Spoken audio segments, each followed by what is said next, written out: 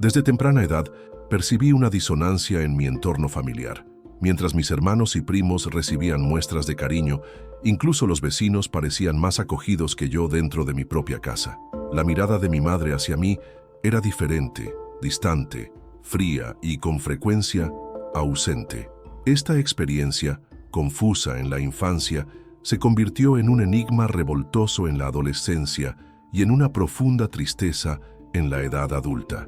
Fue entonces cuando comencé a indagar en la doctrina espírita, particularmente en las enseñanzas de El Libro de los Espíritus y el Evangelio según el Espiritismo. Descubrí que las relaciones familiares no siempre se forjan por afinidad y amor, sino que a veces surgen por la necesidad de reparación. Según Allan Kardec, en la pregunta 258 de El Libro de los Espíritus, los espíritus eligen antes de reencarnar las pruebas por las cuales deberán pasar.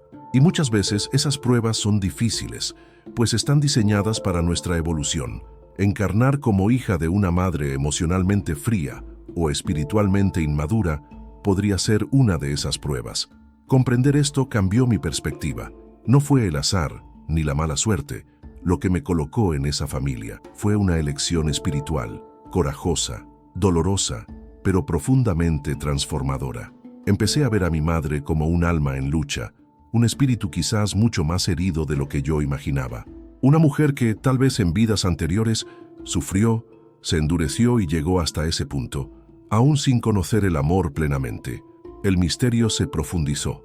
Hay almas que reencarnan no para ser amadas, sino para enseñar el amor, para despertar lo adormecido y para sanar a quien nunca supo cuidar. Según André Luis, en Entre la Tierra y el Cielo, psicografiado por Chico Xavier, los hogares son campos de batalla espirituales, donde los espíritus vuelven a convivir para encontrar la paz. Incluso si el ambiente externo se muestra áspero y silencioso, quizás eso sea lo que acepté, retornar como hija para sanar en silencio a la mujer que me dio la vida, aun cuando ella nunca me haya dicho, te amo. El verdadero rescate, entonces, no es de apariencias, sino del alma. Al descubrir que la doctrina espírita explica que reencarnamos con objetivos específicos, un sentimiento de alivio y claridad me invadió.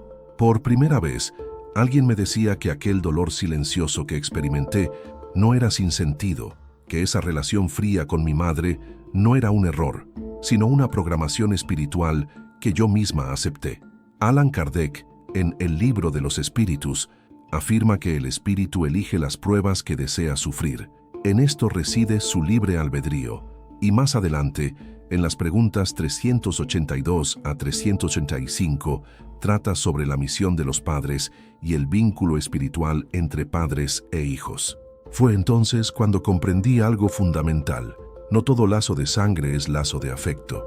Kardec nos advierte que a menudo los espíritus son colocados juntos en el mismo hogar como parte de un plan divino de reconciliación. Espíritus que en vidas anteriores fueron adversarios o que causaron dolor pueden renacer como madre e hijo o hija para reconstruir el amor que no lograron experimentar. El dolor que durante años sentí, el silencio de mi madre, su rechazo velado, su incapacidad de mostrar cariño, adquirió otra dimensión.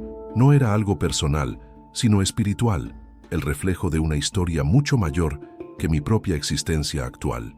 En el capítulo 14 del Evangelio según el Espiritismo, titulado Honrad a vuestro padre y a vuestra madre, Kardec explica que los lazos familiares se fortalecen por los principios de la reencarnación. Además de los lazos corporales, existen lazos espirituales que preexisten y sobreviven a la muerte física. Sin embargo, advierte que estos lazos pueden ser de amor o de conflicto, y la reencarnación es la oportunidad para la reparación. Comprendí entonces que quizás mi madre y yo ya habíamos vivido otras historias, con otros roles, y que ahora, por misericordia divina, estábamos juntas de nuevo en cuerpos diferentes, para emprender algo nuevo. Acepté ese rol, incluso sin memoria, porque quizá en otra vida yo haya fallado con ella, o tal vez mi alma ya posea fuerzas que la suya aún necesita desarrollar. Reencarnar como hija de una madre que no sabe amar es una de las pruebas más silenciosas y transformadoras que un espíritu puede asumir. No es romanticismo, sino una ley espiritual, una justicia divina que se manifiesta no como castigo, sino como oportunidad. Al contemplar esto, dejo de verme como víctima y me percibo como colaboradora en un plan superior, donde cada dolor tiene un propósito, cada silencio encierra un mensaje y cada lágrima un peldaño de elevación. No es fácil, pero sí liberador. Fue al estudiar las obras de Chico Xavier, especialmente la serie de André Luis, que percibí que mi historia no era única. Había otros como yo, hijos que nacieron en hogares fríos, conviviendo con madres que espiritualmente aún no sabían amar. En el libro Entre la Tierra y el Cielo, André Luis describe el caso de la niña Amelia, hija de Zulmira. Zulmira era una mujer atormentada, profundamente rencorosa y desequilibrada emocionalmente. Sin embargo, su hija reencarnó con la misión de ayudarla, incluso sin ser jamás recibida con cariño verdadero. Era la presencia silenciosa de la hija que con el tiempo removería las estructuras morales de la madre. André Luis relata que en el plano espiritual, la elección de Amelia fue consciente.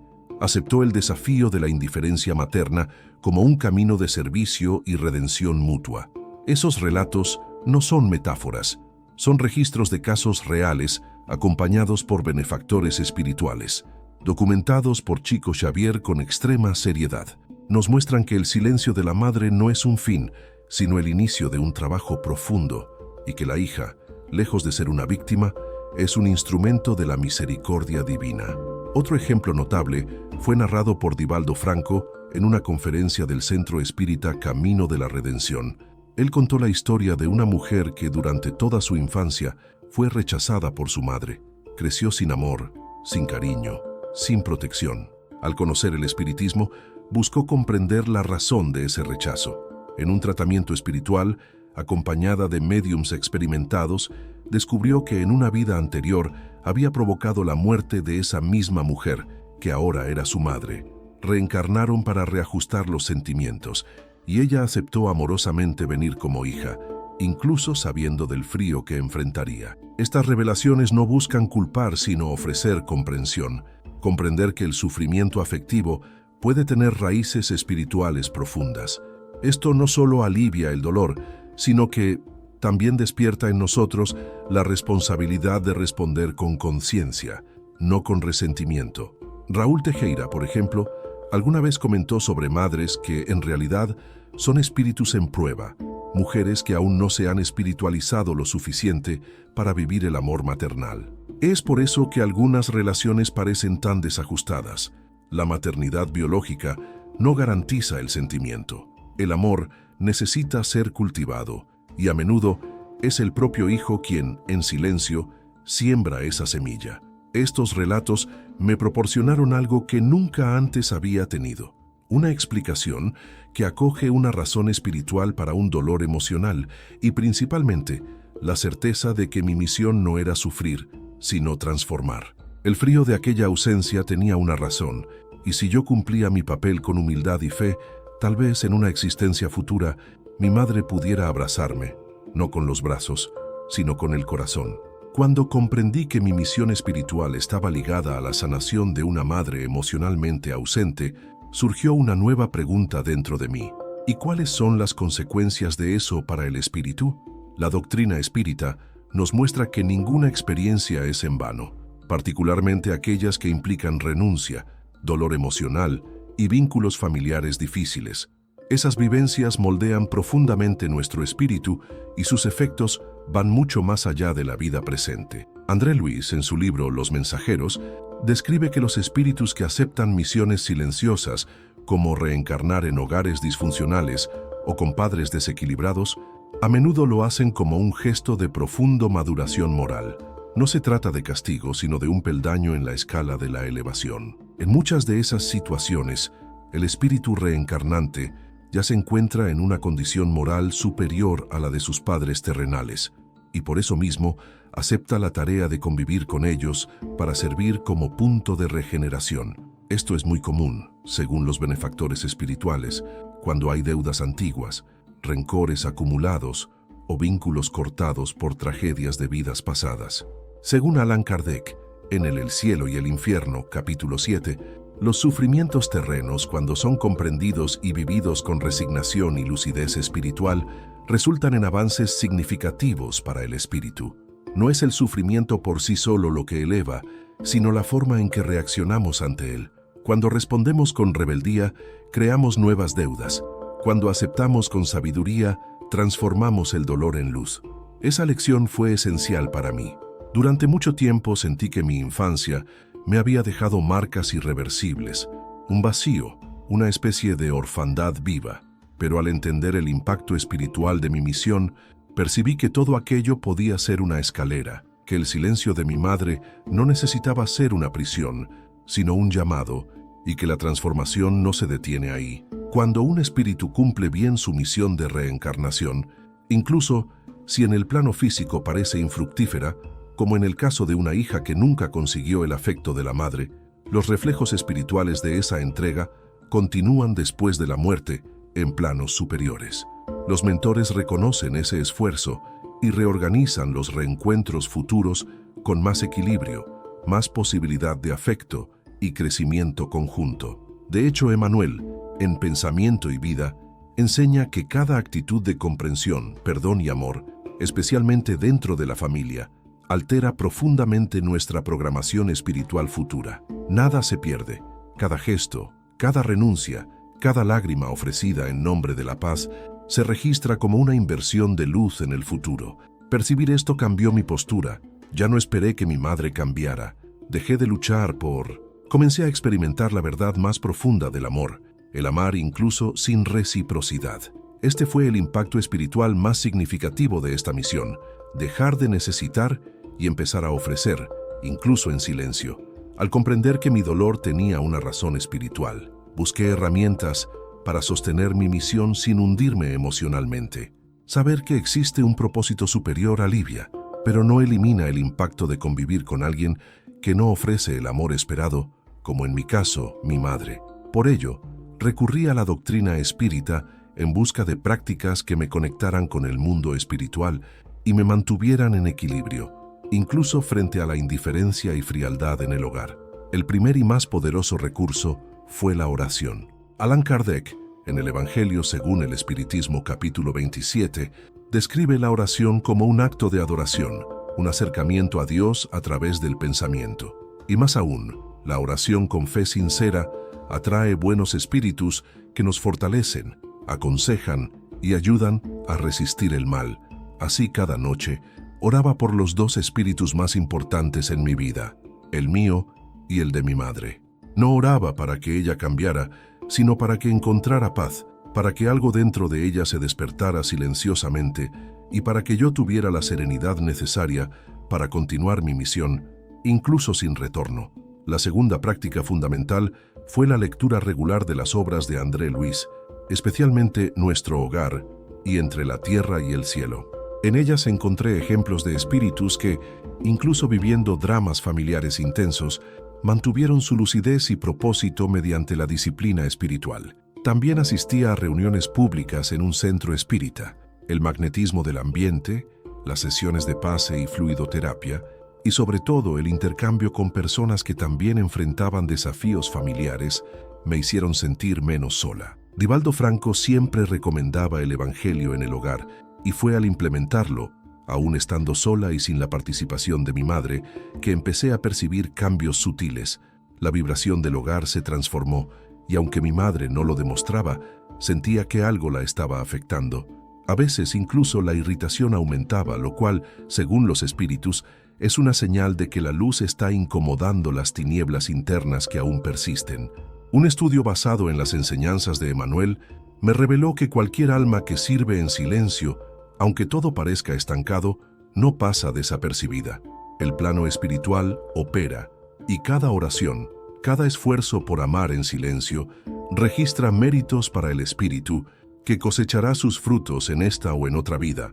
Con estas herramientas, transformé mi vacío en fuerza, no solo para perseverar, sino para descubrir que es posible ser amada por mi madre, incluso sin palabras ni gestos, a través de la vibración, la sintonía y el perdón. El contacto con el mundo espiritual me permitió recordar quién soy y por qué estoy aquí.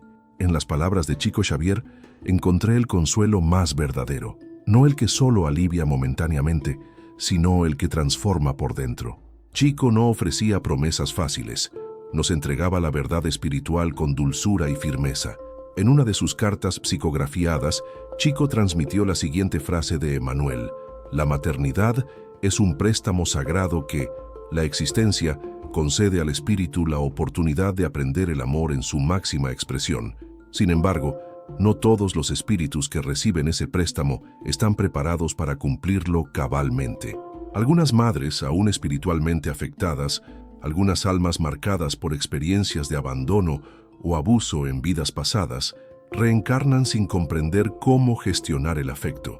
Es en este punto donde entran los hijos con una misión silenciosa, entre la tierra y el cielo. André Luis narra el caso de la madre Zulmira, quien, como antes mencioné, rechazaba a su hija reencarnada para ayudarla. A pesar de la falta de amor recibido, la hija continuaba su convivencia, ofreciendo paciencia y presencia en el plano espiritual. Mentores acompañaban el proceso, explicando que esa relación estaba resolviendo deudas profundas del pasado. Nada era casualidad. El dolor de la hija era una semilla de luz futura. Chico Xavier, en sus charlas y entrevistas, siempre afirmaba que el perdón es un puente que une al ser con el Creador, y que perdonar a los padres es una de las tareas más nobles que un alma puede asumir en la tierra. Los padres, aunque imperfectos, representan instrumentos directos de la reencarnación, portales de la vida.